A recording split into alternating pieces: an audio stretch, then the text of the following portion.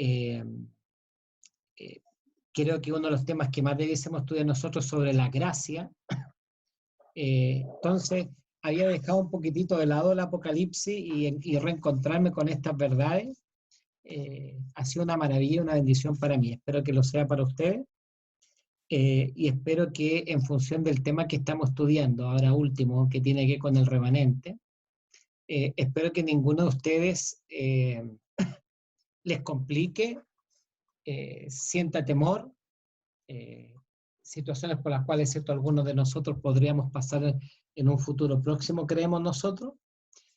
Por eso, ¿cierto?, nosotros tenemos que, en nuestra vida espiritual, tenemos que asociarnos con Cristo, porque eso nos va a dar paz, nos va a dar tranquilidad, nos va a dar seguridad, ¿ya? Ojalá que muy pronto ya empecemos nosotros a sufrir persecución, a tener que salir de las ciudades. Eso sería una de las bendiciones más grandes, poder ya ver prácticamente a corto tiempo, ver que el cielo se abra y que Miguel salga a defender y a libertar a su pueblo. Pero tenemos que estudiar esto, lo asociado al remanente, ¿ya? Lo asociado al remanente. El capítulo 12 de Apocalipsis se mencionan al menos 3, quizás más, guerras, ¿ya? Lo que nos está diciendo el capítulo 12 es que el dragón está en constante guerra con todo lo que se asocia a Dios, ¿ya? Está la parte en donde la serpiente antigua, ¿no?, el diablo, peleó contra Miguel y fue expulsado del cielo. Menciona cómo el dragón se llenó de ira y persiguió a la mujer, especialmente para dar guerra, no solo a la mujer, a la iglesia, sino él separó en tiempo de Cristo, de su nacimiento, para poder destruir al mismo Señor. Ya antes lo había destruido, el Señor ya lo había echado del cielo, ¿no?, en esa guerra cuando arrastró a las 3 partes de la estrella. Y ahora que él pensaba que era un niño inocente, ahora ya Miguel no estaba revestido como el príncipe de los ejércitos del cielo, sino estaba ¿cómo lo podemos decir? Estaba detrás de una persona, de un niño, de un bebé común y corriente, de la forma como nosotros nacimos. Entonces ahora él no se defendió como Miguel, él se defendió como ser humano. Y yo les quiero hacer la siguiente pregunta. ¿Cómo el ser humano se defiende de los ataques de Satanás? Violencia, ¿no? Los seres humanos, no sé. ¿Cómo un ser humano se... ¿Ah? Invocando la escritura. ¿Ya? Orando, dice la Diana acá. No sé si la escucharon. Estudiando la Biblia, que sería como la espada. ¿Ya? Con un escrito está, Roberto. ¿Ya? Con el testimonio, dicen por aquí también. Lo mejor es la oración. La oración y su santa palabra. Eso, todo lo que se ha dicho está muy bien, porque esa es parte de la vida del cristiano, ¿no? De esa forma se fortalece la fe. Hay que revestirse con la misericordia de Cristo. Por ahí también, ¿cierto?, nosotros ya podríamos empezar a conversar aquello, porque esta es una guerra entre Dios y Satanás. Nosotros no tenemos la fortaleza para pelear. Nosotros tenemos que dejar que nosotros no somos Miguel. Cuando Cristo estaba revestido de Miguel, peleó con Satanás como Miguel. Cuando fue un niño, ¿quién protegió a Cristo? Su padre. Su padre. Esa es la forma como nosotros tenemos que ganar estas batallas. Nosotros no tenemos fuerza para ganar batallas contra Satanás. Y pelearán contra el Cordero y el Cordero los vencerá. Espera un poquitito. María, ¿puedes contestar esto, no? Permiso, que dile que estoy tomando el tema que necesito. Ya. Oye, espérate un poquito, te voy a contestar yo. Pues estoy ocupado, ¿no? ¿Aló? Ya, pues, dígame.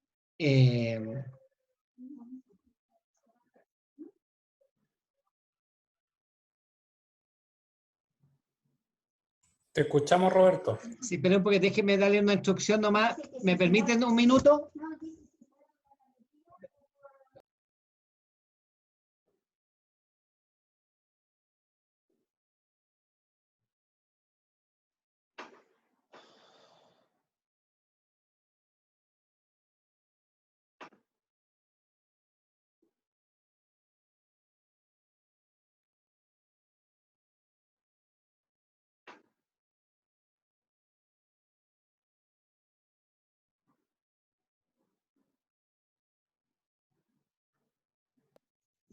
Mil disculpas.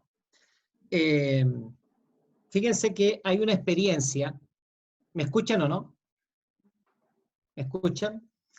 Yo no quería salir del capítulo 2 y 13, pero quiero que repasemos un poquitito con un escrito está esto. Yo quiero que vayamos a Segunda de Crónicas 20:20. Vamos a Segunda de Crónicas 20:20.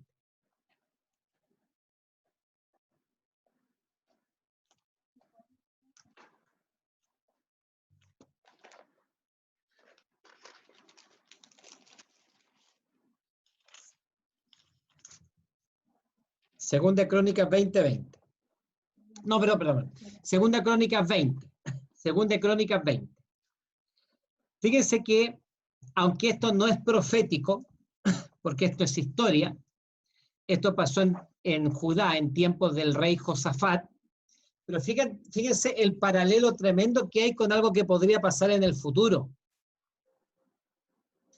Dice, pasadas estas cosas, aconteció que los hijos de Moab y de Amón, ¿quiénes fueron Moab y Amón? Moab, el hijo mayor que tuvo Lot cuando lo emborracharon con su hija, con la hija mayor, y Amón, o Ben Amoni, era el hijo de la hija menor de Lot, que lo emborracharon porque dijeron no vamos a tener descendencia, emborrachemos a nuestro padre y que tengamos descendencia de nuestro padre.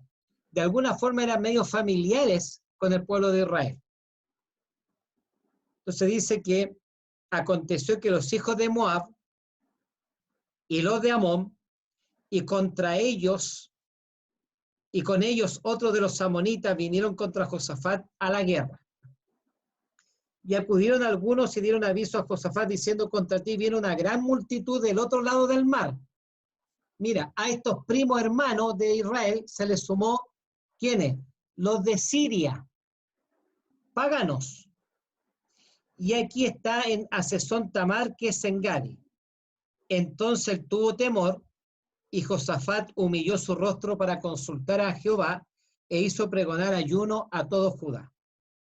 Y se reunieron los de Judá para pedir socorro a Jehová, y también de todas las ciudades de Judá vinieron a pedir ayuda a Jehová. Entonces Josafat se puso en pie en la asamblea de Judá y de Jerusalén, en la casa de Jehová, delante del atrio nuevo, y dijo Jehová, Dios de nuestros padres, ¿no eres tu Dios en los cielos y tienes dominio sobre todos los reinos de las naciones? ¿No está en tu mano tal fuerza y poder que no hay quien te resista? Dios nuestro, ¿no echaste tú los moradores de esta tierra delante de tu pueblo Israel y la diste a la descendencia de Abraham, tu amigo, para siempre? Y ellos han habitado en ella y te han edificado en ella santuario tu nombre, diciendo, si mal viniere sobre nosotros espada, y ahí empieza a relatar, ¿no? Y el versículo 10 dice, ahora pues aquí los hijos de Amón y Moab, más encima los de Siria, y aquí se le une los del monte de Seir. Los del monte de Seir son los descendientes de Esaú, el hermano de Jacob, a cuya tierra no quisiste que pasase Israel cuando venía de la tierra de Egipto, sino que se apartase de ellos y no lo destruyese. Miren, quienes se juntaron para atacar a Judá: los moabitas, los amonitas, los de Siria y los del monte Seir. Por eso dicen, ya leímos, una tremenda multitud. he aquí ellos nos dan el pago viniendo a arrojarnos de la heredad que tú nos diste en posesión. Oh Dios nuestro, ¿no lo juzgarás tú? Porque en nosotros no hay fuerza contra tan grande multitud que viene contra nosotros, no sabemos qué hacer. Yo creo que esto es muy importante, esta declaración que hace Josafat. Una de las declaraciones más importantes que él hace, ¿cuál es? En nosotros no hay fuerza, no hay posibilidad de vencer. Y todo Judá estaba en pie delante de Jehová con sus niños, sus mujeres y sus hijos. Y estaba allí Jaasiel, hijo de Zacarías, que, ojo, qué importante este datito, porque yo creo que sí podríamos asociarle a un tema, ¿cierto?, del tiempo del fin.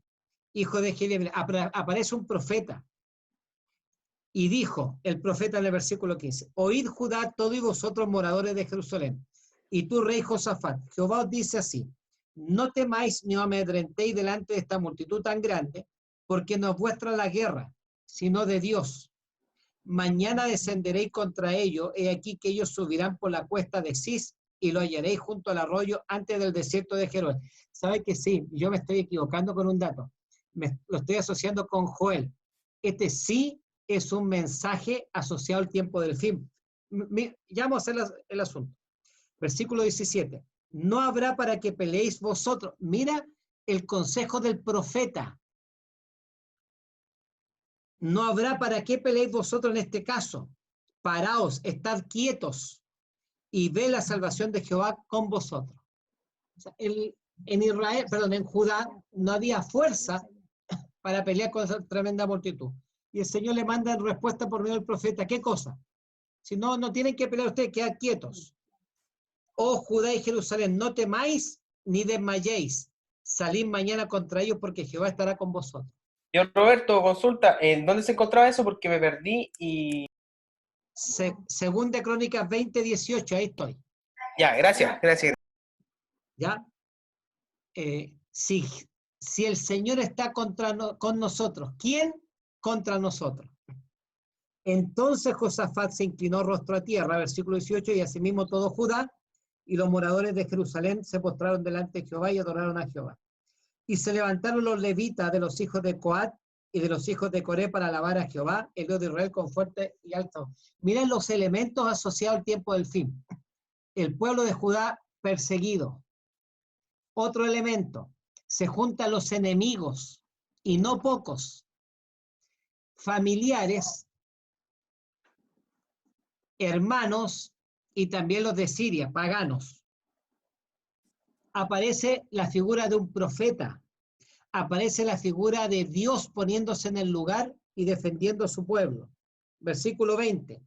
Y cuando se levantaron por la mañana salieron al desierto de Tecoa, y mientras ellos salían, Josafat, estando en pie, dijo, oídme Judá y moradores de Jerusalén. Creed en Jehová vuestro Dios y estaréis seguros, creed a su profeta y seréis prosperados.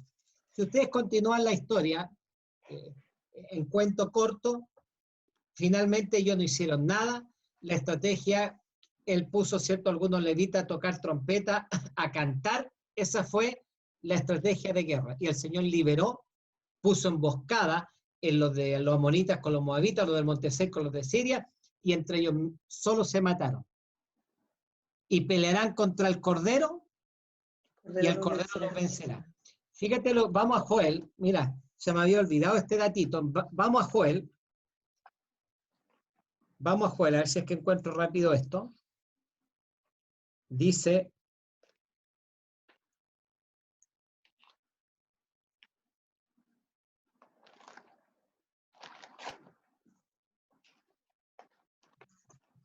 acá está. Joel 3:9. Ojo, está hablando acerca del derramamiento del Espíritu Santo. Y esto es una cosa que hay una promesa para el tiempo del fin. Y en función de eso, fíjense lo que dice 3:9. Proclamad esto entre las naciones.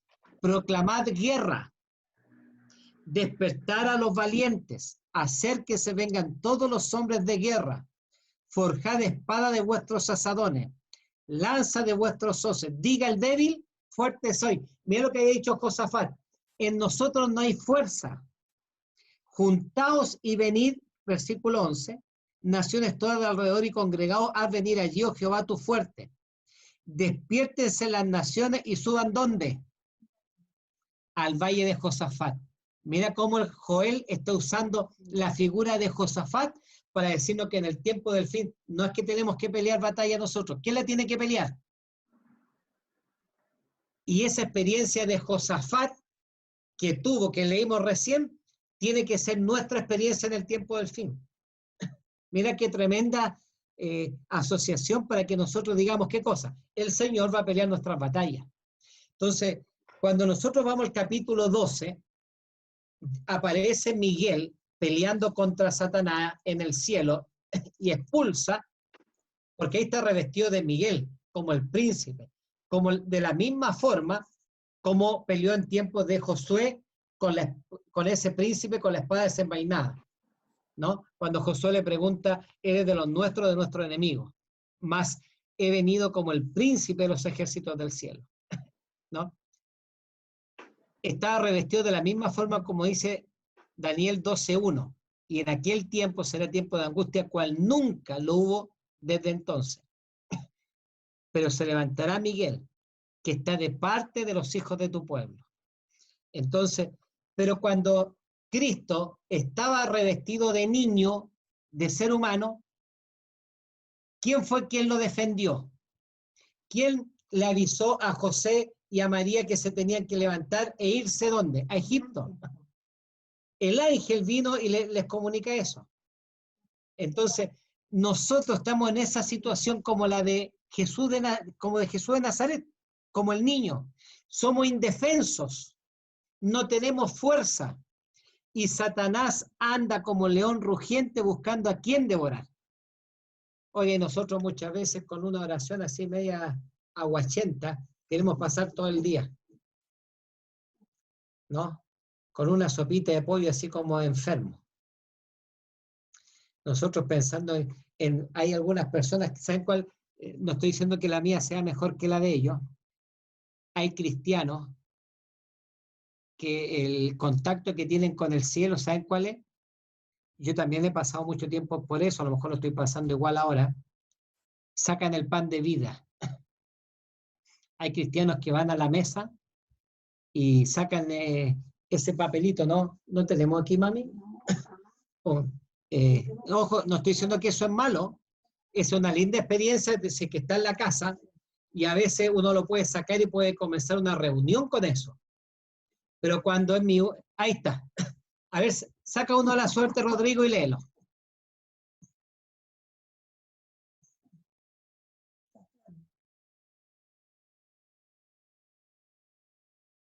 ¿Cuál te salió? Juan 2:25. Primera de Juan 2:25. Y esta es la promesa que Él nos hizo, la vida eterna. Mira qué tremendo versículo.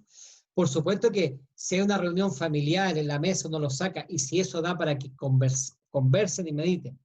Pero hay cristianos que lo toman, lo leen y salen y se van al trabajo y piensan que se van protegidos. Nosotros no tenemos fuerza para ganarle a Satanás. No hay fuerza en nosotros. Si no fuera por la misericordia del Señor, que ha puesto su cerco protector, el ángel de Jehová acampa alrededor de sus hijos, de los que le temen y los defiende. Si no fuera por ese cerco de protección, nosotros, Satanás hubiese hecho presa a nosotros. Entonces, el capítulo 12, ¿qué otra batalla muestra? Muestra ese periodo de los 1260 años, del año 538 al año 1798, cuando Satanás, usando a la bestia, al cuerno pequeño, a la bestia, atacó a su pueblo. Pero el Señor, ¿qué es lo que hizo? Los tomó en las alas de águila y los llevó al desierto para cuidarlos. Pero en el capítulo 12, versículo 17, aparece la última batalla. Y ya Daniel decía eso 600 años antes. Apocalipsis 12, 17. Como el Señor tomó a la mujer en el tiempo de la Edad Media, la cuidó, la protegió, la tomó y se la llevó al desierto para sustentarla. Se desconectó la... Espera un poquitito que quiero conectarme con la... No quiero que la Diana pierda la posibilidad de...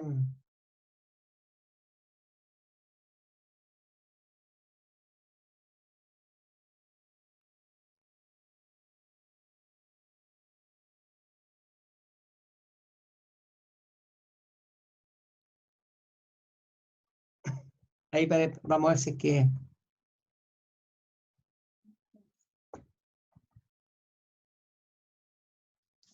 Ya, veamos.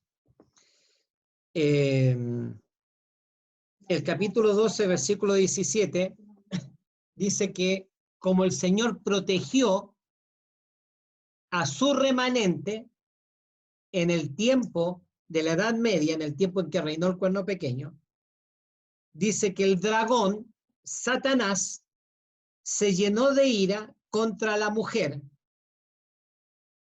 pero la mujer el Señor la protegió. Y se fue a hacer guerra ¿contra quién? Contra el resto, contra el remanente, con lo que iba a dar con el fruto de la iglesia posterior a este periodo. ¿Contra quién se fue a hacer guerra? Contra el último remanente. Y este remanente tiene dos características. ¿Cuáles son las dos características?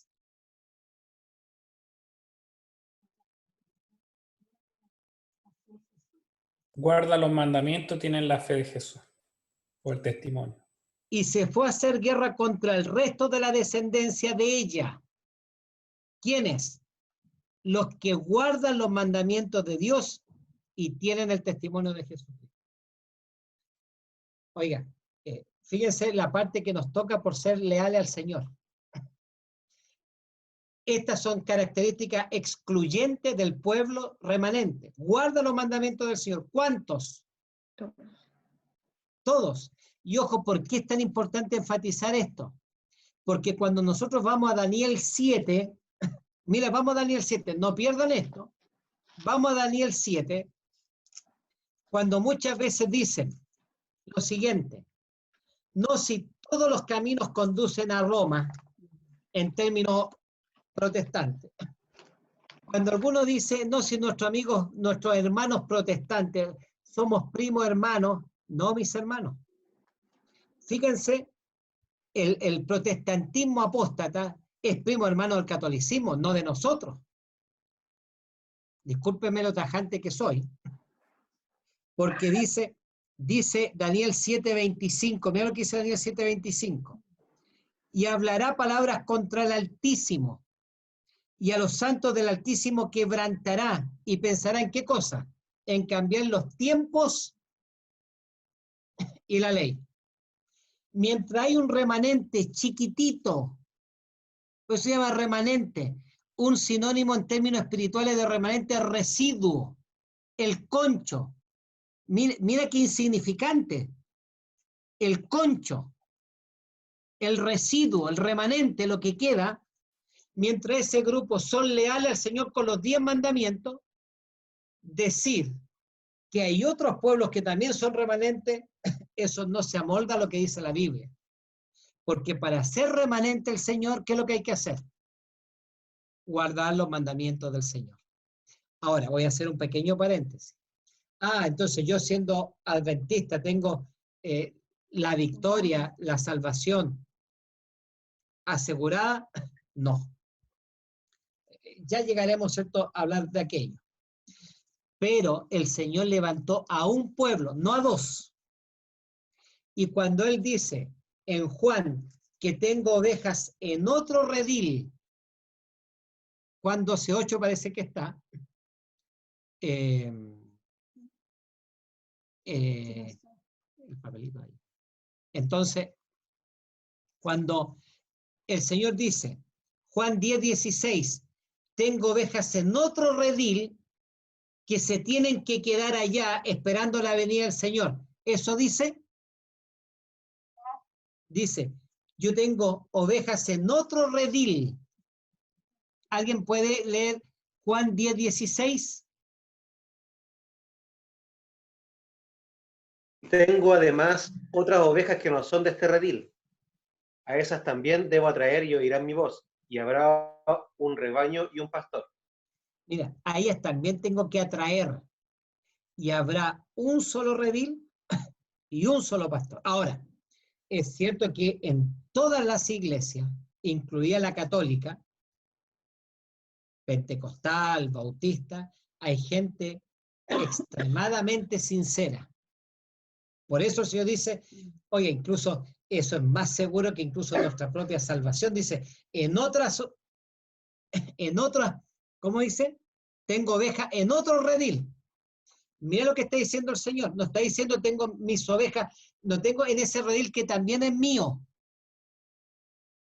¿Qué es lo que está diciendo? Tengo ovejas en otro redil a las cuales tengo que atraer. Y habrá un solo pastor y un solo redil, un solo rebaño. Entonces, cuando hablamos de los 10 mandamientos, no hablamos de cualquier cosa. ¿De qué estamos hablando?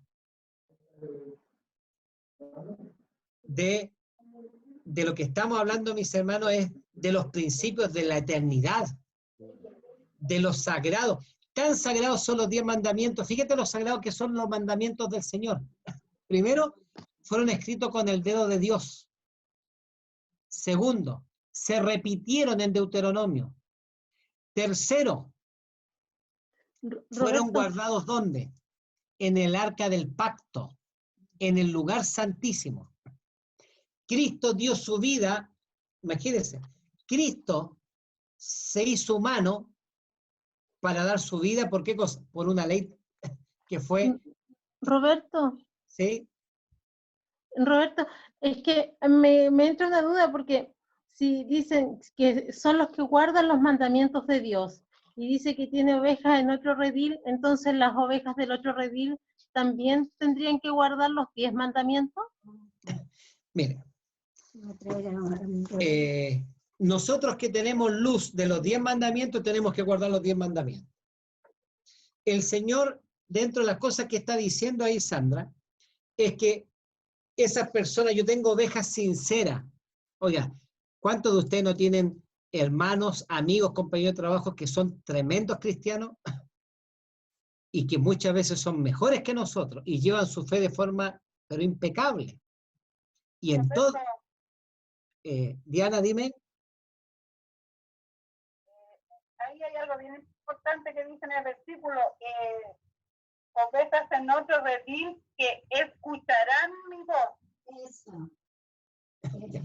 Porque yo tú siempre fui católica, hice la primera comunión, todo, pero en el momento de buscar a Dios fue escuchar su voz.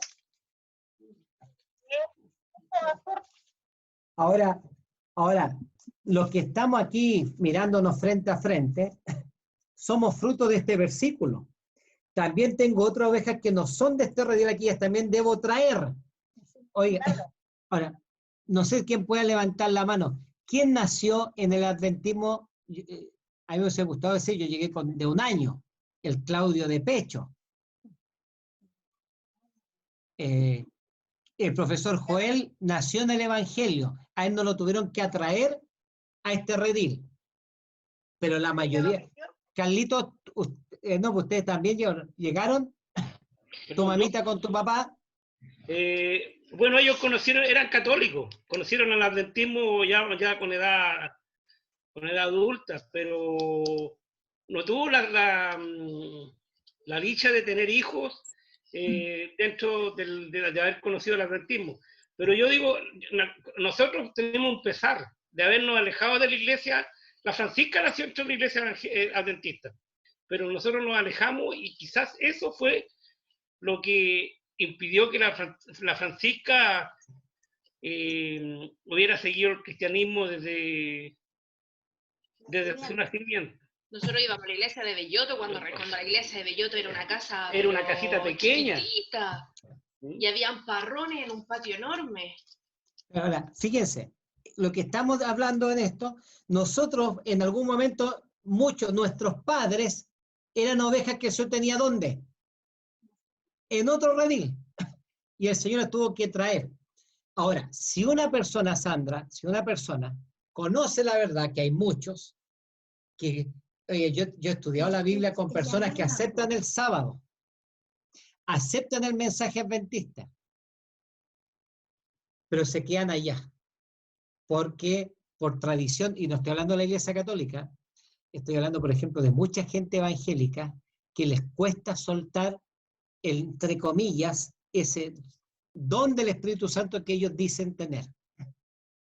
Entonces, el Señor dice, los tengo que traer.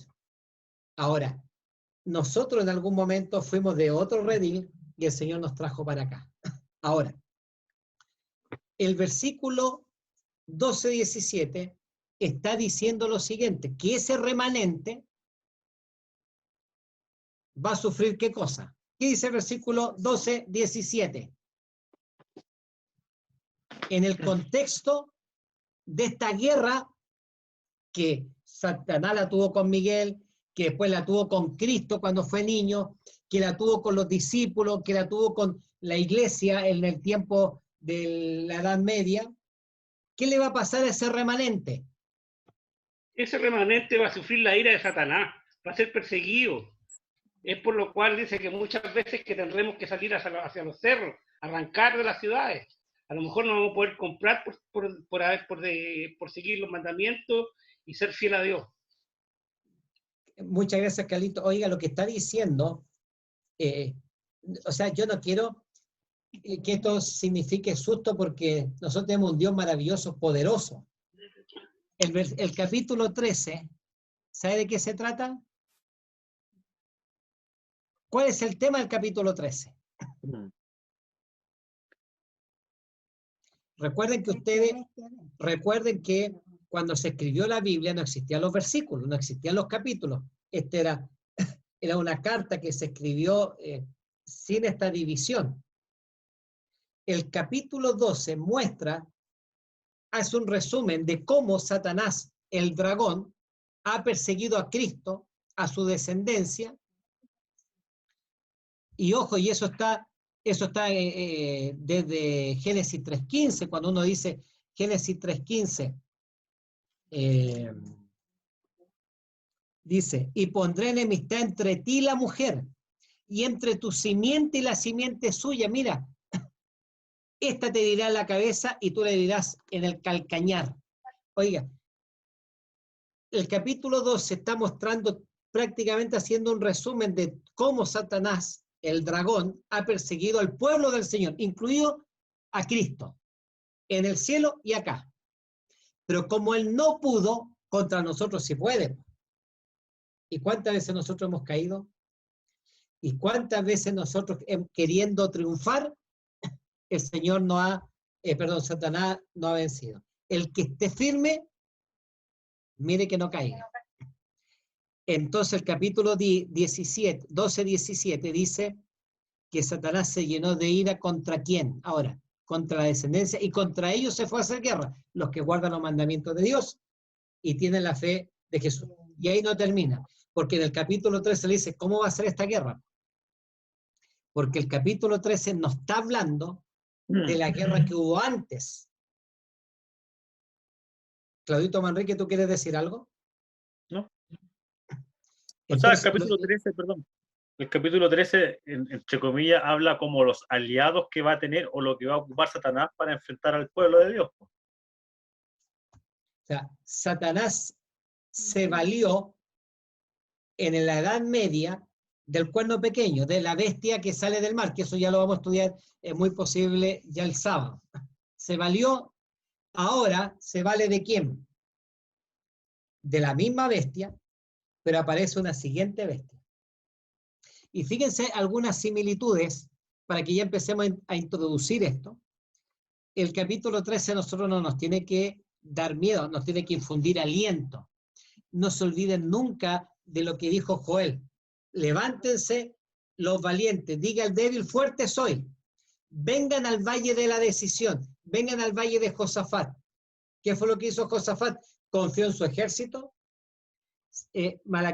Zacarías dice, ¿qué cosa? No con ejército, no con espada, no con ejército, sino con ¿qué? Con mi espíritu. Es con mi espíritu. No es cuán buenos somos nosotros, cuán bueno Él. No es con nuestra fuerza, con la fuerza del Señor. Entonces, el capítulo 13 dice, me paré sobre la arena del mar y vi subir del mar una bestia que tenía 7 cabezas y 10 cuernos. Y en sus cuernos 10 diademas y sobre su cabeza un nombre blasfemo. Y la bestia que viera semejante, mira, semejante a qué cosa? A un leopardo, y sus pies como de oso, y su boca como de león. Oye, ¿a qué se le viene a la cabeza esto? Oiga, los mismos animales de Daniel. ¿Quién fue quien persiguió en tiempo de Daniel? Estaba Babilonia, y usó Babilonia para perseguir a sus hijos fieles, a los fieles. Después usó a Medo-Persia, luego usó a Grecia, los mismos animales. Siempre el Señor ha librado a su pueblo. Siempre su pueblo ha sufrido la persecución, los fieles, ¿no? Estamos hablando de Daniel, estamos hablando de Ananías, Azarías, Misael, estamos hablando de Zorobabel, que es posterior a ellos, estamos hablando de Esdras, de Nehemías, de Josué. El Josué, el sumo sacerdote, no el Josué del tiempo de Moisés. Ellos fueron hombres fieles. ¿Y qué es lo que hizo Satanás? ¿A quién usó? A esas bestias. Pero resulta que ahora esta bestia, por eso dice que esta bestia es indescriptible, es terrible, devora, porque tiene la fuerza que Satanás le dio a quién. Satanás le dio la fuerza a quién. Al león, a Babilonia, al oso, a Medo-Persia, al leopardo, a Grecia, a Roma, y ahora ¿quién se la da? A esta bestia. ¿Con qué finalidad? De perseguir a quién. Al remanente, a los que guardan los mandamientos de Dios y tienen la fe de Jesús. Y el dragón le dio su poder y su trono y gran autoridad. ¿De qué bestia está hablando? Mira, vi una de sus cabezas como herida de muerte, pero su herida mortal fue sanada y se maravilló toda la tierra en pos de la bestia. Esta bestia, ¿a qué bestia se refiere? ¿Qué bestia gobernó y más encima fue herida de forma mortal? ¿Quién? Que lo hemos dicho tantas veces. Roma papal. ¿Cómo? Roma papal. 1798, cuando se cumple la profecía de los 1260, una herida mortal. Y fíjense las similitudes. Quiero volver a esto. Mira las características de esta bestia. Cuando dice el versículo 13:1, me paré sobre la arena del mar y vi subir del mar una bestia que tenía 7 cabezas. Esta bestia, la Roma papal, la que sufrió la herida mortal en el año 1798, dice, tenía 7 cabezas y 10 cuernos. Y en sus cuernos 10 diademas. Oye, ¿a quién se parece esta bestia? ¿A quién se parece el papado? ¿Alguien puede leer 12:3? Apocalipsis 12:3.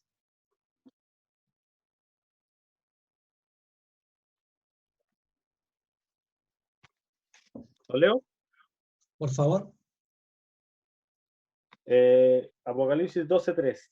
Otra señal también apareció en el cielo. Un gran dragón escarlata que tenía 7 cabezas y 10 cuernos. En su cabeza tenía 10 diademas. Oiga, mire. En el capítulo 12 está hablando de Satanás, ¿o no? En el capítulo 13, ¿de qué bestia está hablando? De la que sale del mar, la que sufrió la herida mortal. También, ¿qué es lo que tiene? 10 diademas. Tiene 7 cabezas, igual que el dragón. Y tiene 10 cuernos, igual que el dragón. Y en sus cuernos, 10 diademas, igual que el dragón. Este es el capítulo 13 que algunos le han llamado el anticristo, ¿no? Oye, qué increíble esto. Uno dice que el dragón es como que tuviese un hijo. O sea, esta bestia que sale del mar, la Roma papal, tiene la misma naturaleza satánica.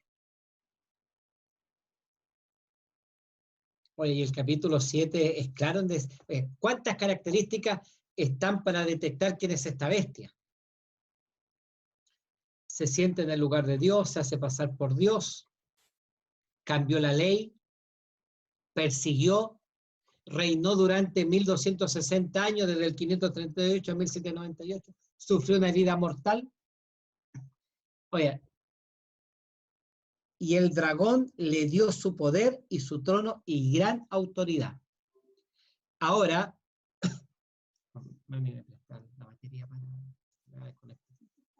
entonces, permiso que se me está desconectando la... Ahí sí.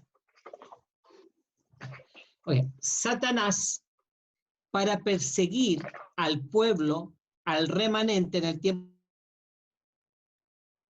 del fin, ¿a quién va a utilizar ahora?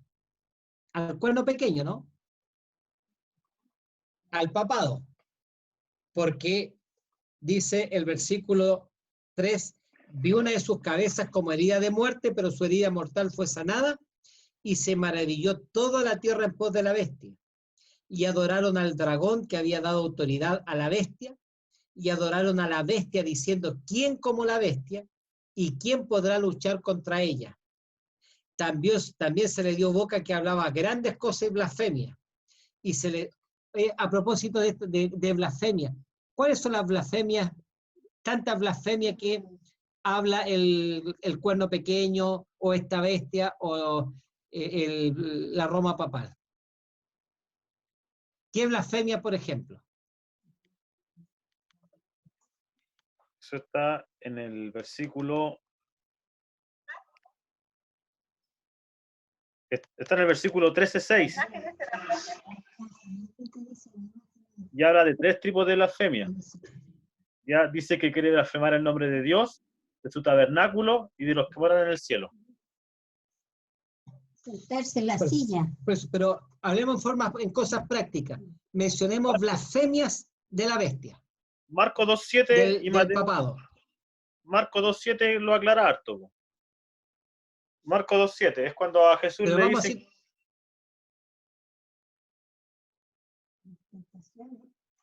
No, pero situaciones... Perdonar pecado, indulgencia. Perdonar pecado. Oye, ¿qué dijeron de Cristo cuando Él dijo perdonó pecado? ¿Qué dijeron de Cristo? Que era blasfemo. Que era blasfemo porque solo Dios puede perdonar pecado.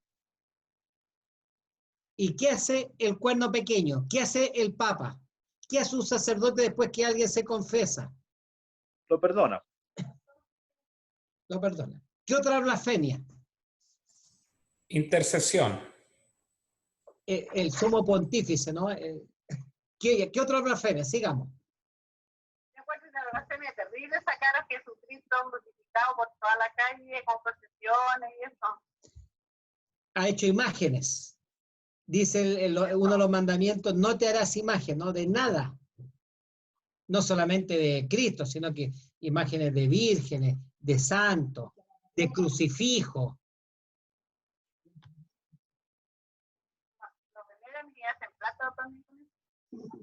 Entonces, dice aquí, y otras blasfemias más, ¿no?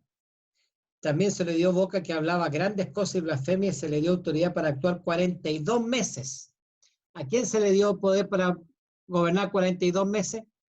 42 meses, ya lo vimos, tiempos y medio tiempo, 1260 años, 42 meses, en la misma cantidad. Si usted multiplica 42 por 30, le da los 1260 días.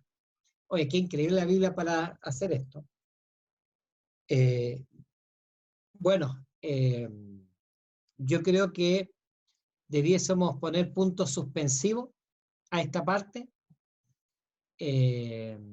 para continuar el día sábado. No sé si hay algún comentario, no sé si hay alguna pregunta. Estoy terminando de forma abrupta esto, no con la intención que usted se vaya a su casa a asustarse. Pero que no. Váyase a su casa con la seguridad de que el Señor, mire lo que dice mi mamá, si ya está en su casa, si ya está en su casa.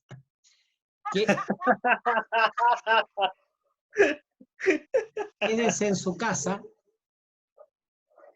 su casa, con la seguridad del que el Señor siempre va a estar de parte de su pueblo. ¿De quiénes? De los que guardan los mandamientos del Señor y tienen la fe de Jesús. Es cierto que se vienen momentos difíciles para el remanente, pero no fueron diferentes, y eso es lo que usted tiene que pensar, no son diferentes a cómo lo pasaron los discípulos. Oiga, no sé cuántos ustedes vieron, que yo les recomendé que vieran o volviesen a ver esta película, Cómo comenzó todo. Oiga, cómo se burlaron de nuestros pioneros cuando pasó el chasco. Cómo persiguieron a Pablo, cómo lo encerraron en el cepo, lo pusieron. Le dieron 40 correazos o 40 azotes menos uno. Lo golpearon con vara y lo dejaron medio muerto. ¿Qué decir de Cristo? Cuando leíamos nosotros, cuando estudiamos los sellos, cuando decía, miré aquí, a ver, dice, cuando abrió el quinto sello, vi bajo el altar las almas de los que habían sido muertos por causa de la palabra de Dios y por el testimonio que tenían. Oiga, ¿cuánta gente sufrió por causa? Y el Señor le dijo, ¿qué les prometió? Vestiduras blancas. Algunos de los hijos del Señor es posible que pasen por la muerte. Hay otros que el Señor los va a librar.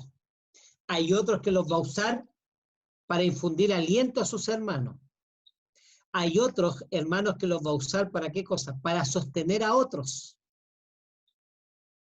Que no seamos del grupo que tengamos que, así como en el tiempo de Josafat, que hubieron gente que había sido del pueblo del Señor, que se volvió en contra del pueblo de Dios. Cuidado con confiar en nosotros. Josafat, ¿qué fue lo que dijo? No hay fuerza en nosotros. Y es una buena noticia. Oiga, es la mejor noticia que nosotros podemos tener, es que el no tener qué cosa. Perdón, me fui a...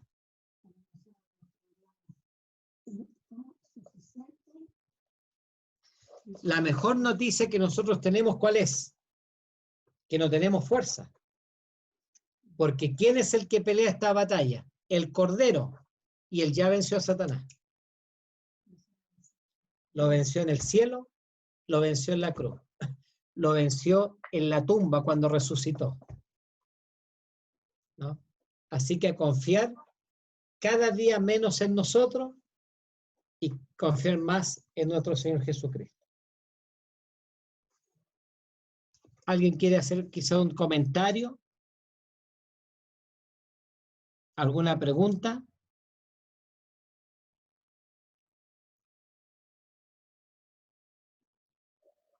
El sábado continuamos con, vamos a seguir estudiando el capítulo 12 y el capítulo 13 de Apocalipsis, así que le invito a que lo lean y lo relean. Y no se olviden de leer y de releer el libro de Apocalipsis. Claudio, ¿empezamos a terminar? Bueno, fue un bonito estudio. Como Roberto terminó, también me quedo con la primera parte, ¿cierto? De confiar en el poder de Dios, ¿cierto? Y sobre todo la enseñanza que encontramos en la historia de Josafat.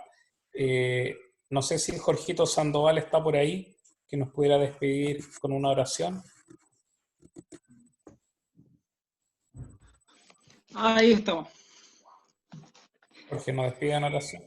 Ya, amigo mío, inclinemos el rostro para orar. Padre bueno que está en los cielos, Señor, primero que todo le damos gracias por su compañía, Señor. Le damos gracias porque sabemos que en cada uno de nuestros estudios, Señor, usted está siempre presente. Que derrama el Espíritu Santo, Señor, para que nosotros podamos entender. A veces se nos crean algunas dudas, Señor, pero sabemos que en la dirección suya podemos solucionarlo.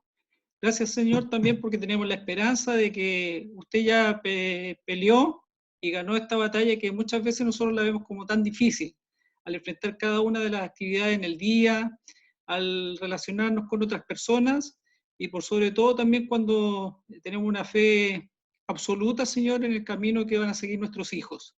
Le pido, Padre bueno, que usted se quede con cada una de las familias que representamos, y también por la oración por cada uno de aquellos que al inicio también sabemos que hay necesidad, hay hermanos de la iglesia que también nos están pasando mal, hay familias que han quedado sin su sustento, y también queremos pedir, Señor, que usted nos dé la sabiduría, Señor, para poder suplir esa necesidad y apoyarlos. A veces nos ponemos un poco egoístas, pero sabemos que usted es un Dios, Señor, que da para todos. Le pido sus bendiciones y muchas gracias una vez más porque tenemos la esperanza absoluta que usted pronto volverá y que estaremos reunidos con usted y ya todas estas situaciones tan complicadas en este mundo dejarán de pasar. Gracias por sus bendiciones. Pido y agradezco en el nombre de Jesús. Amén. Amén. Me permite leer una cita que, miren, en función de esto, cuando habla acerca de la paciencia, que ya lo vamos a leer más adelante, Joya de los Testimonios, la página 1, Joya de los Testimonios, tomo 1, página 590. Pero aunque deba arrostrar herejías y persecuciones, aunque deba batallar con los infieles y los apóstatas, por la ayuda de Dios está aplastando la cabeza de Satanás. El Señor tendrá un pueblo tan leal como el acero y de fe tan firme como el granito. Sus miembros han de ser sus testigos en el mundo, instrumentos que han de realizar una obra especial y gloriosa en el día de su preparación. Joya de los Testimonios, tomo 1, página 590.